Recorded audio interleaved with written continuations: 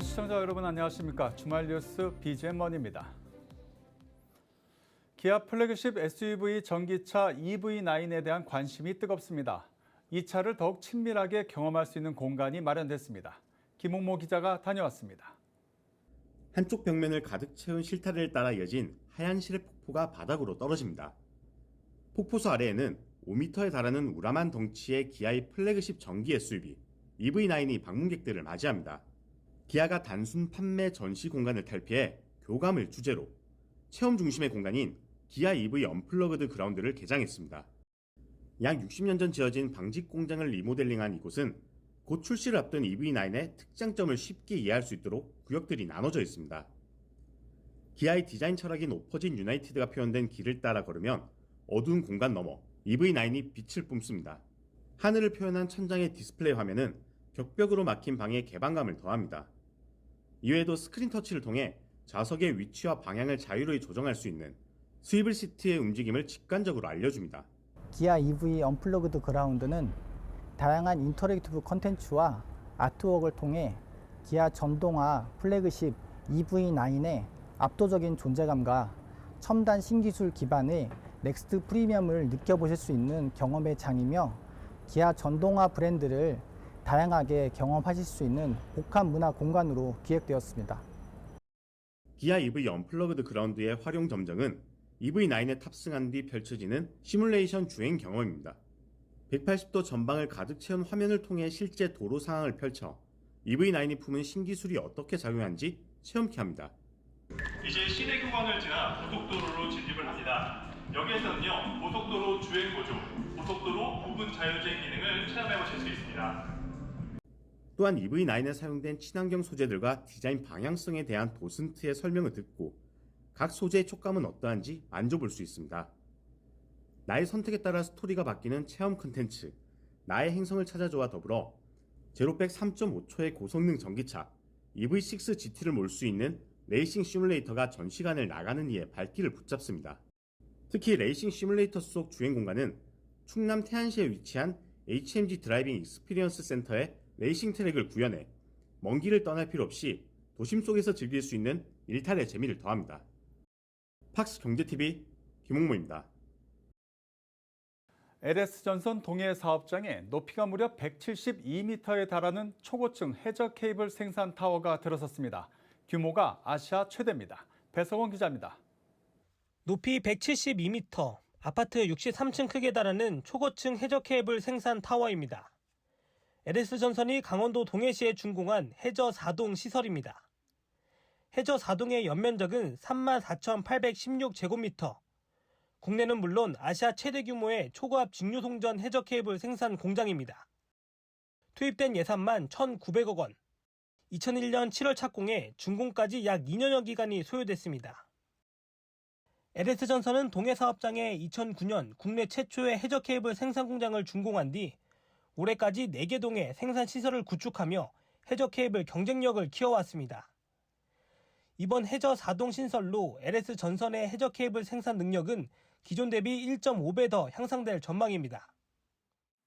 오늘 HVDC 전문 공장 해저 4동의 준공은 에너지 전환의 시대, 전력 산업의 대세 상승기에 LS전선이 더 큰 내일을 그리며 더 높이 비상케 하는 성장의 가속제가 될 것입니다. LS전선은 2009년 해저 케이블 공장을 건설하고 지금까지 약 7천억 원을 투입해 해저 케이블 역량을 강화해왔습니다. 최근에는 해저 케이블 전문 시공기업인 KT 서브마린 지분을 인수하는 등 해저 케이블 시장에서 입지도 단단히 다져나가고 있습니다. 초고압 직류송전 해저 케이블은 대용량 전류를 멀리 보낼 수 있습니다. 최근 해상풍력 등 신재생 에너지 도입이 늘면서 해저 케이블의 수요도 증가하는 추세입니다. 구봉규 LS전선 대표도 신재생 에너지 전력망 구축에 힘쓰겠다고 밝혔습니다. LS전선은 앞으로도 투자와 R&D 확대 그리고 적극적인 고객 지원을 통해 효율적인 에너지망 구축을 위해 더욱 정진할 것입니다. 2009년 동해에서 국내 최초의 해저 케이블 공장 준공으로 역사를 썼던 LS전선이 이번엔 아시아 최대 규모의 해저 케이블 공장으로 또 한 번 이름을 알리게 됐습니다. 팍스경제TV 배석원입니다. 청주시 테크노폴리스 내에 1000가구 이상 규모의 대단지가 들어섭니다. 획기적인 설계와 다양한 특화 평면이 강점입니다. 현장을 전영석 기자가 다녀왔습니다. 충북 청주시 흥덕구 송술동 테크노폴리스에 들어서는 아파트 단지의 견본주택 현장입니다. 방문객들이 몰려 입구부터 100m 이상 줄이 길게 늘어서 있습니다. 지상 최고 49층으로 짓는 이 단지의 분양가는 3.3제곱미터당 1,160만 원입니다. 테크노폴리스 최초 중대형 평형 위주의 구성으로 청약을 기다리는 고객분들의 관심이 매우 높은 편이며 단지와 인접한 근린공원과 단지 내 조경이 어우러져 입주민들께 더욱 쾌적한 환경을 제공드릴 수 있을 것으로 기대하고 있습니다. 세대 내 다양한 특화 평면을 적용해 수요자들로부터 좋은 반응을 얻고 있습니다. 전용 84제곱미터 A타입은 거실에서 주방이 보이지 않는 숨은 주방 구조를 적용했습니다. 주방 공간을 오로지 나만의 공간으로 활용할 수 있는 겁니다. 전용 111제곱미터 A타입은 침실 2개를 하나로 합쳐 아이의 침실과 스터디룸 공간으로 마련한 것이 특징입니다. 세탁실과 다용도실을 합친 구조에 클린 팬트리도 소유자들의 눈길을 끌고 있습니다. 일하는 엄마들은 세탁실 왔다 갔다 하기가 좀 불편하거든요.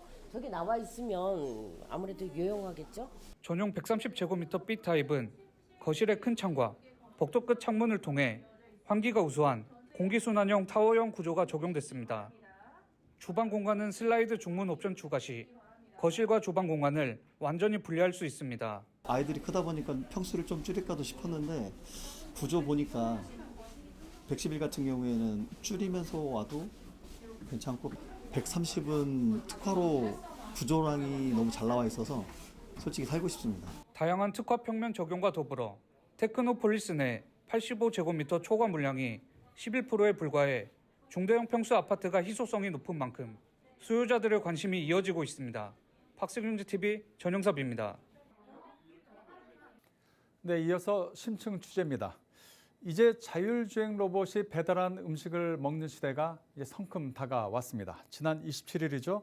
국회 본회의에서 지능형 로봇법 개정안이 통과됐습니다. 자, 관련된 내용 산업팀의 박나연 기자와 함께 이야기 나눠보겠습니다. 박 기자, 먼저 이 지능형 로봇법, 여기에 대해서 설명을 좀 들어볼까요? 네, 이 지능형 로봇법, 이 법은 이 지능형 로봇 개발 및 보급 촉진법의 줄임말인데요. 쉽게 말해 실외 이동 로봇의 국내 사업화를 촉진하기 위한 법안입니다. 이 실외 이동 로봇에 대한 정의, 또 운행 안전 인증 체계, 보험 가입 의무 등 이 로봇이 실외 이동을 할 수 있도록 허용하기 위한 기반이 이 주 골자인데요. 구체적으로 자율주행 로봇 중에서 보도통행 허용 대상 로봇 범위를 특정하고 또 도로교통법상 보도통행 금지 대상에서 제외하고자 이 실외 이동 로봇에 대한 정의를 신설했습니다.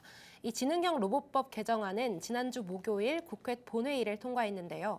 이 한시법에서 영구법으로 전환되면서 이 법적 안정성까지 확보됨에 따라 올해부터 배달 로봇 사업화가 가능해질 전망입니다. 이 법이 만들어지는 단계에서 한계점이라 해야 될까요? 문제점이라고 해야 될까요? 어떤 부분이 가장 컸습니까? 네, 그동안 우리나라는 이 현행법상 이 로봇의 보도통행과 공원 출입금지 등 이 규제가 사업화를 가로막고 있었습니다.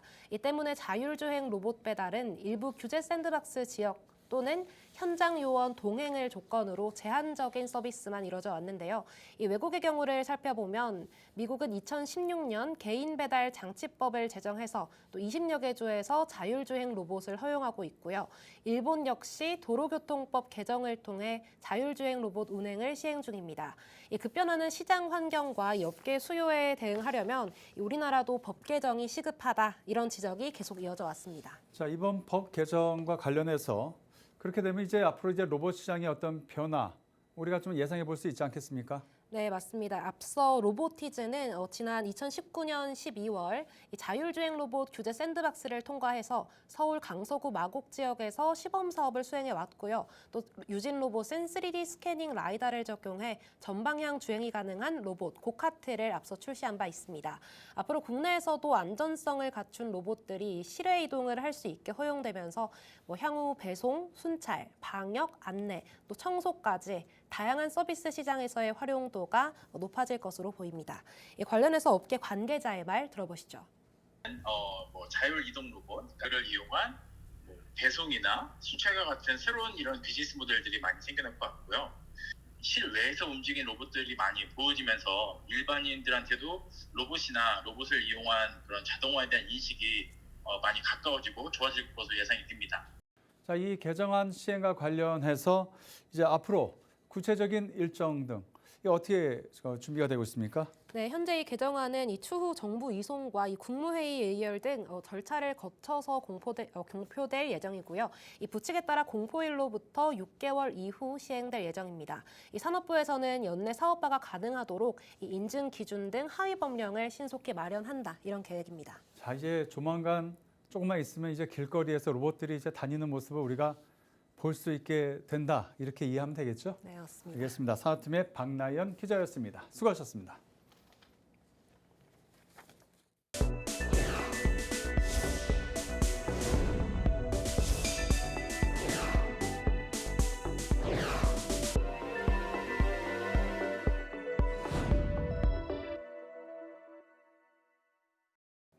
자, 오늘 심층 취재는 배달 로봇에 대해서 이야기를 하고 있습니다. 조금 전에 박나연 기자와 함께 지능형 로봇법에 대해서 이야기를 했고요. 자, 계속해서 이제 유통, 거기다 영향을 받는 유통시장, 유통업계에 대해서 이야기를 해보도록 하겠습니다. 자, 산업팀의 박주영 기자 나와 있습니다. 박 기자. 네. 일단 이 유통업계의 반응은 어떻습니까? 네, 유통업계에서 이제 로봇 관련한 가장 대표적인 기업하면 우아한 형제들, 그러니까 배달의 민족의 운영사인 우아한 형제들을 꼽아볼 수 있을 것 같은데요.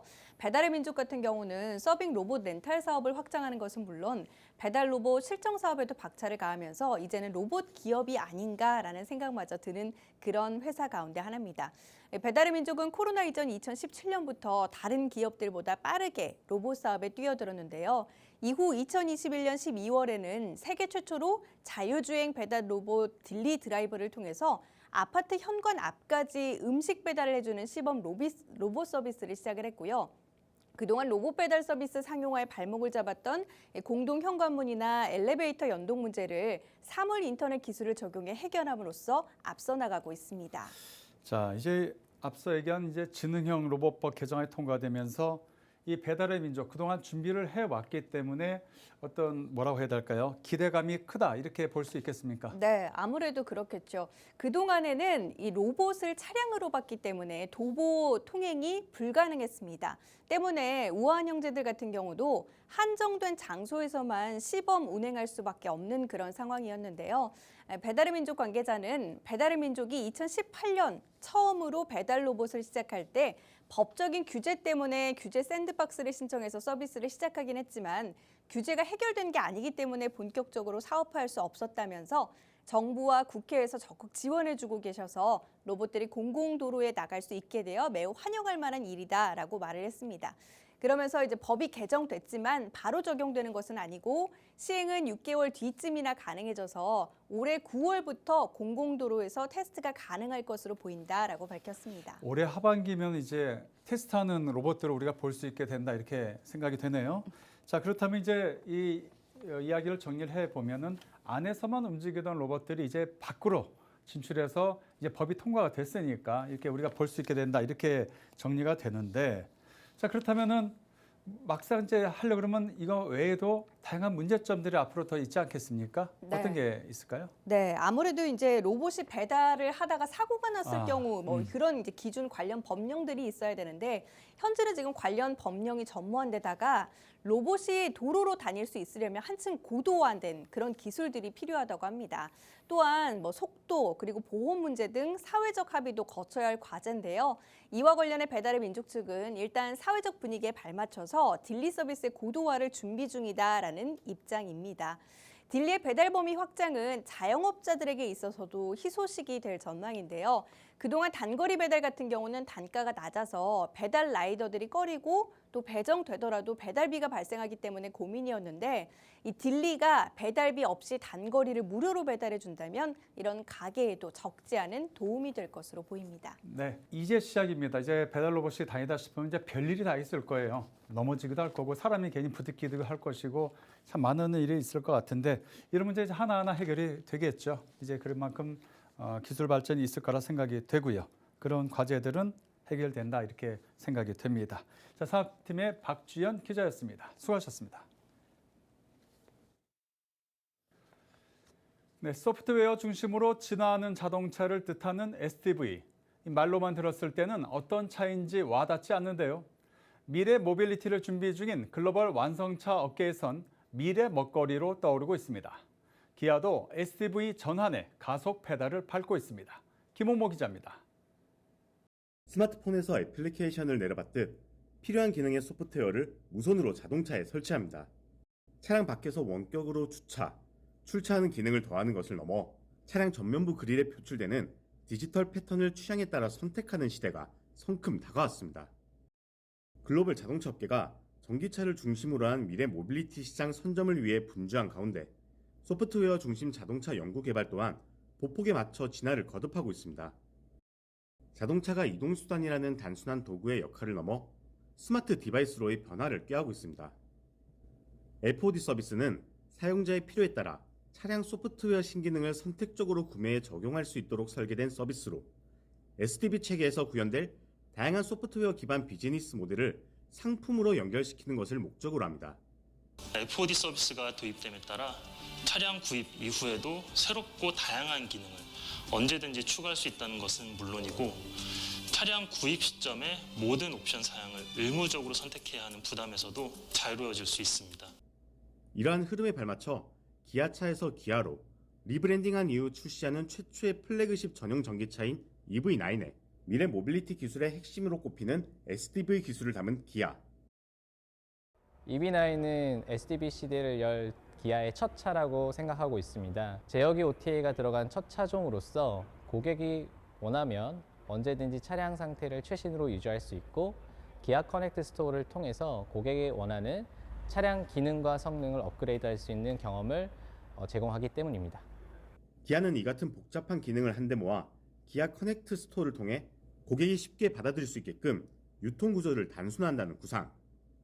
기아 커넥트 스토어는 온라인으로 차량에 적용할 수 있는 이제 디지털 상품과 서비스를 제공하는 기아의 FOD 서비스 브랜드 네임입니다. 기아 커넥트 스토어의 시작부터의 목표는 고객의 선택권 확대였습니다.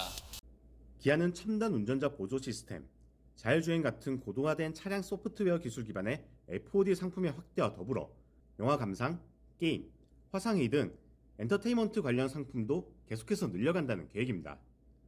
팍스 경제TV 김홍모입니다.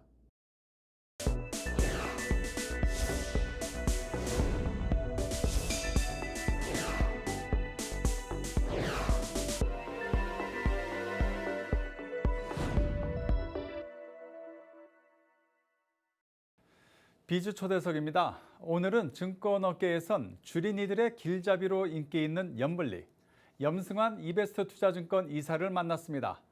상반기 증시는 2차 전지 관련주들이 이끌었다면 하반기는 어떨까요? 김하슬 기자입니다.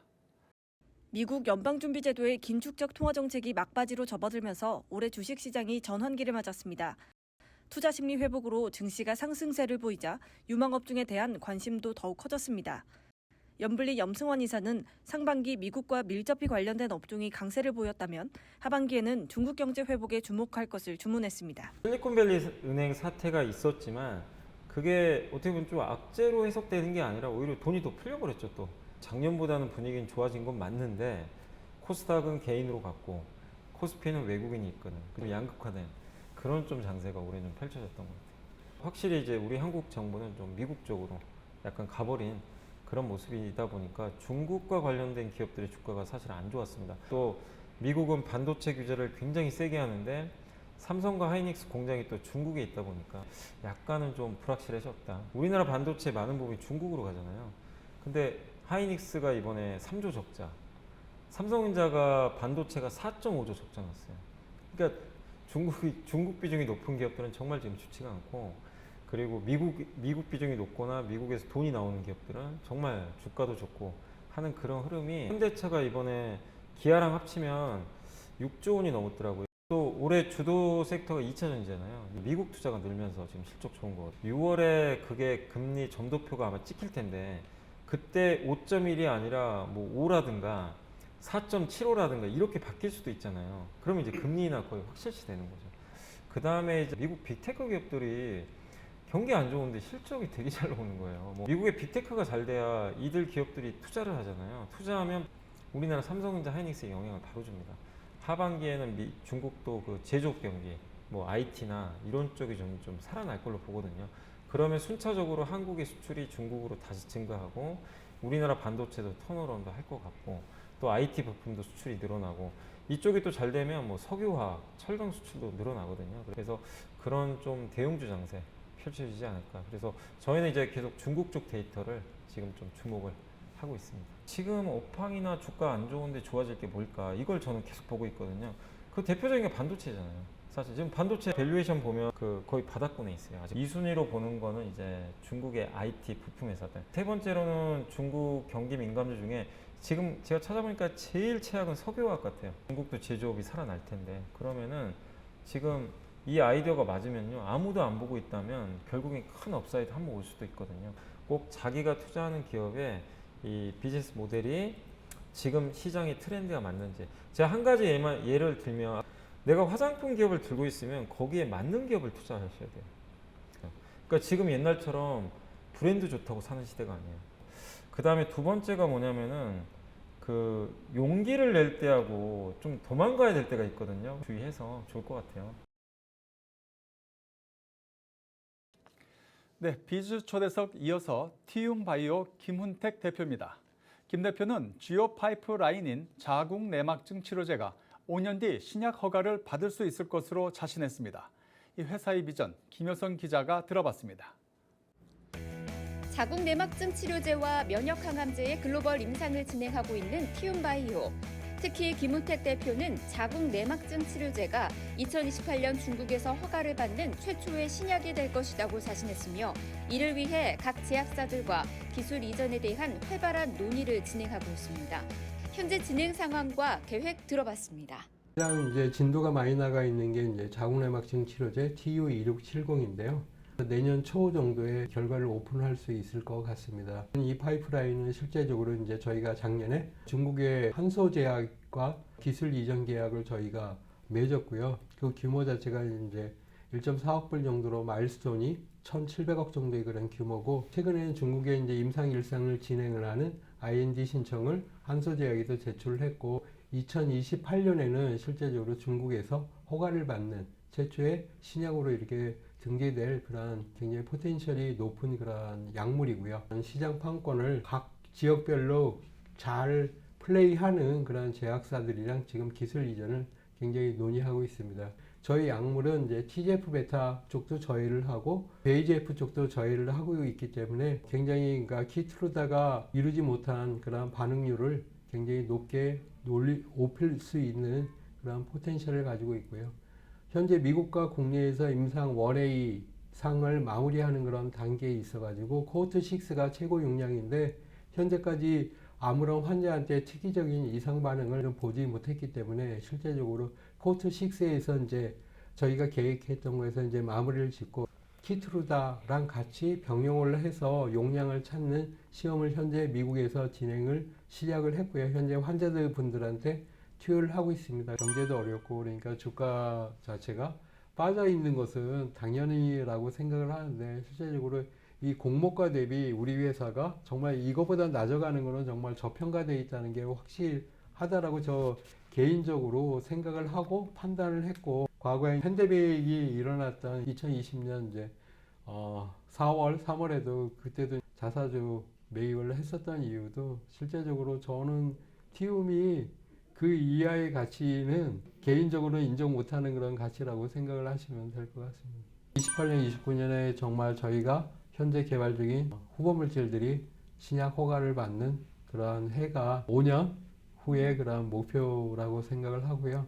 그전에는 이제 저희가 투자를 했었던 프로팀 사이언스라든가 그다음에 SK 바이오, 그러니까 플라즈마 자체가 저희가 기대한 만큼 지금 성과들을 내고 있기 때문에 2, 3년 내에 이루어지지 않을까 생각이 되고 티움은 신약 개발을 할 수 있는 그런 회사라는 그런 인식을 가질 수 있도록 노력을 하겠습니다.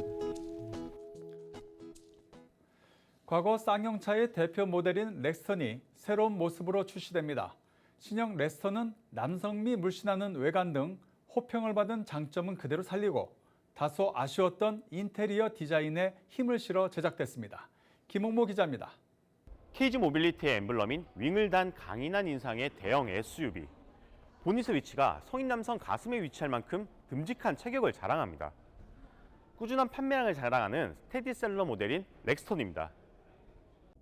KG 모빌리티가 대형 SUV인 렉스턴 브랜드의 신차 렉스턴 U 아레나와 렉스턴 스포츠칸 쿨맨을 공개했습니다.